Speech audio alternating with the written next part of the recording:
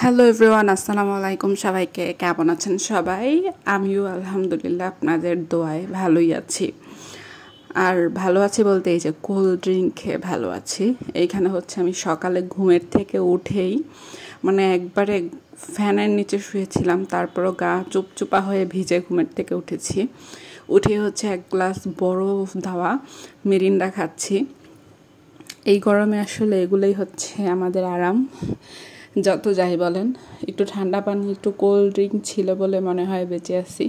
আর এই যে ঘুম থেকে উঠেই আমার জামাইয়ের অবস্থা, ঘরের অবস্থা সে বড়লো করে রেখে দিচ্ছে। তো আমি হচ্ছে উঠে আসলে খেতে তেমন কিছু ভালো লাগে না, টুকটাক খেয়ে দেন। এই যে সকালবেলা দেখলাম ভালোই রোদ আছে, এই জন্য বেশ খানিকটা জামা কাপড় ধুয়ে রোদে দিয়ে দিলাম। দেখেন কি অবস্থা। ওই দিন কিন্তু তাপমাত্রা সর্বোচ্চ 43 ডিগ্রিতে উঠছিল।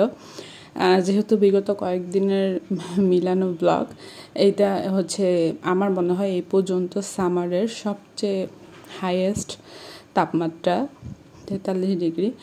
তো যাই হোক, এই যে বিকাল হয়ে গেছে অলমোস্ট। তো আমার হচ্ছে ওই দিন এত খারাপ লাগতেছিল গরমে, কি বলবো।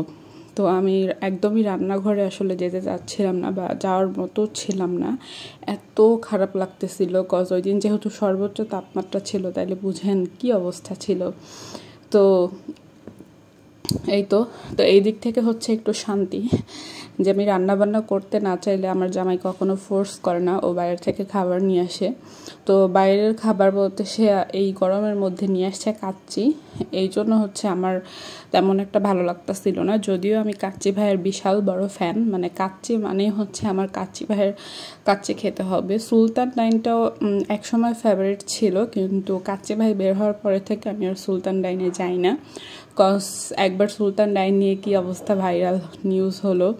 আর তারও আগে থেকে হচ্ছে আমার সুলতান ডাইনটা তেমন একটা পছন্দ না, কারণ হচ্ছে সুলতান ডাইনের কাচ্চিটা একটু বেশি মশলা টাইপের, একটু বেশি ঝাল ঝাল লাগে। আমার সাথে সাথে হচ্ছে অ্যাসিডিটির প্রবলেম হয়ে যায়, এই জন্য আসলে সুলতান ডাইনটা আমি তেমন একটা পছন্দ করি না।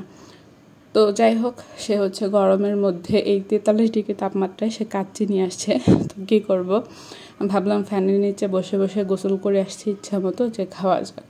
কিন্তু ট্রাস্ট মি, একদমই ভালো লাগে নাই। কাচ্চি মজা ছিল, কিন্তু ওয়েদারের কারণে আসলে অত একটা ভালো লাগে নাই।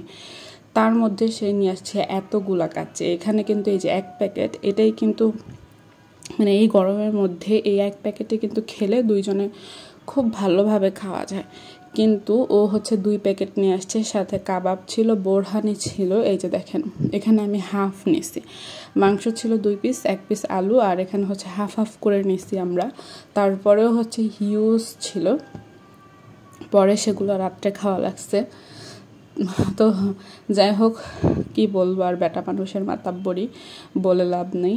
বলছিলাম আমি 1 প্যাকেট আইনো, যাতে অন্তত ক্ষুধাটা নিবারণ হয়। কিন্তু কি বলবো, গরমের মধ্যে যা তো অবস্থা হয়ে গেছে কাচ্চি খেতে গিয়ে। তো আমি হচ্ছে জোর করে খাইনি, আসলে আনছে বলেই যে খেয়ে অসুস্থ হওয়া লাগবে এমন কোনো কথা নাই। যতটুকু পারছে খেয়ে পরে রেখে দিছি। দেন এই তো এখানে বোরহানি নিয়ে নিছি, এই জিনিসটা আমার অনেক ফেভারিট। তো যাই হোক, তারপরে হচ্ছে আমি সন্ধ্যার দিকে, দেখো সন্ধ্যার দিকেও কেমন রোদ, কি যে অবস্থা, দুনিয়াদারি আসলে উল্টাপাল্টা হয়ে গেছে, কি বলবো। তো আমি হচ্ছে এখানে ভাবলাম একটু সিম্পলের মধ্যে কি রান্না করা যায়। তো ফ্রিজে হচ্ছে ইলিশ মাছ ছিল, ওইটা নামিয়ে, যেহেতু ইলিশ মাছে তেমন একটা মশলা লাগে না, ইলিশ মাছে যত কম মশলা দেওয়া যায়, তাই তেমন একটা ব্লেন্ড করার বা বাটাবাটি করার ঝামেলা ছিল না। সামান্য কিছু দিয়ে আমি টমেটো দিয়ে ইলিশ মাছটা বসাই দিছি। আর এখানে হচ্ছে আমি যে আগের দিনের বোয়াল মাছের ডিম আনছিলাম সেটা নিয়ে নিছি, আর ইলিশ মাছের যে লেজটা এটা নিয়ে নিছি আমি ভাজি খাওয়ার জন্য। কজ যতই কাচ্চি আনুক, এই গরমে আসলে আমি তৃপ্তি মতো খেতে পারিনি দুপুরে, তাই ভাবলাম রাতে যাতে একটু তৃপ্তি মতো খাওয়া যায়, এই জন্য। সাথে যে আমার খুবই পছন্দের, যেহেতু ডিম ভাজি আর মাছ ভাজি খাচ্ছি, সাথে একটু কাঁকরোল আর পটল নিয়ে নিচ্ছে, এটা আমি ভাজি করে খাবো। এগুলো কিন্তু আমার জামাই পছন্দ করে না, শুধু আমার জন্যই আনা হয়। তো এই তো এগুলো আমাদের রাতের অ্যারেঞ্জমেন্ট। তারপরে হচ্ছে রাত্রেবেলা আমরা বের হয়েছিলাম, এখানে একটু পিৎজা খাচ্ছি, গরমের মধ্যে আসলে আমার জামাইয়ের মনে হয় রুচি বেড়ে গেছে। আমার কাছে কোনো কিছুই ভালো লাগে না, এই গরমে খেতে পিৎজা বলো কাচ্চি বলো কোনোটাই আমার ভালো লাগে না। তো যাই হোক, তারপরে আসার সময় হচ্ছে আমরা একটু বাজারের দিকে গিয়েছিলাম, তারপরে আবারও ইলিশ মাছ নিয়ে আসলাম। এই ইলিশগুলো একটু বড় সাইজের ইলিশ, যেহেতু আমার জামাই ইলিশ মাছই খায় আর আমারও ইলিশ মাছটা পছন্দ, তাই আমার বাসায় ইলিশ মাছটাই ম্যাক্সিমাম টাইমে বাজারে আনা হয়। মানে বাজার করতে গেলে ইলিশ মাছটা মাছ থাকবে, অন্য কিছু থাকুক আর না থাকুক।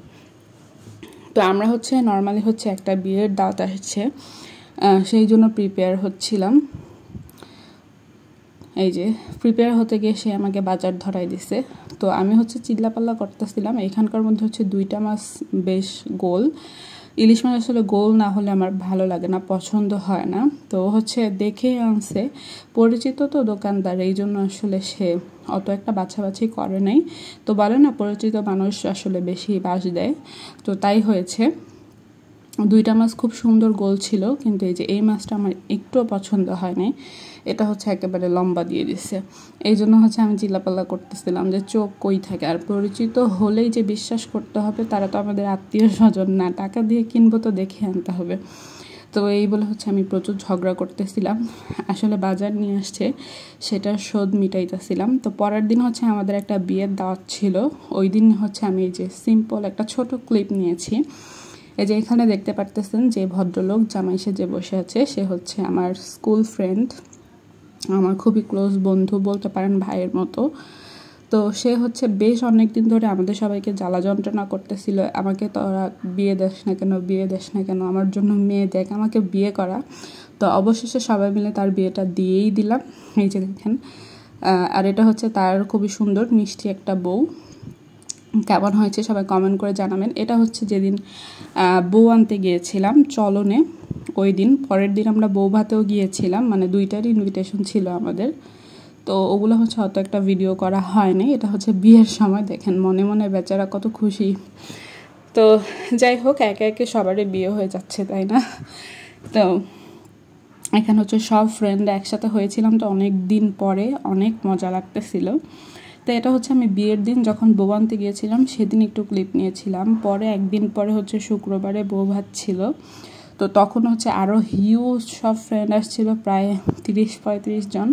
তো এতদিন পরে ছোটোবেলার সব ফ্রেন্ডদের পেয়ে আসলে আমি কোনো ভিডিও করতে পারি না, এক্সাইটমেন্টে হাসাহাসি আড্ডাবাজি করতে করতেই টাইম চলে গেছে। তো বউ ভাতের কোনো ভিডিও নাই, বিয়ের দিনে এতটুকু ভিডিও করেছিলাম, ওইটা আপনাদের সাথে শেয়ার করলাম। তো সবাই কমেন্ট করে জানাবেন আমাদের নতুন বউ কেমন লাগলো। তো এই তো বিয়ের শাদী পড়ানো হয়ে গেল, ওইভাবে তেমন একটা ছবিও তোলা হয় নাই। বিয়ের দিন শুধু টুকটাক তুলেছিলাম। এই যে দেখেন ও আর ওর বউকে কেমন লাগছে। দেন এই যে আমরা কয়েকজন ফ্রেন্ড একসাথে ছবি তুলেছিলাম, এগুলো বিয়ের দিনে। আর বউভাতে যে সবাই হিউজ একসাথে হয়েছিলাম, এক্সাইটমেন্টে কেউই ছবি তুলি নেই।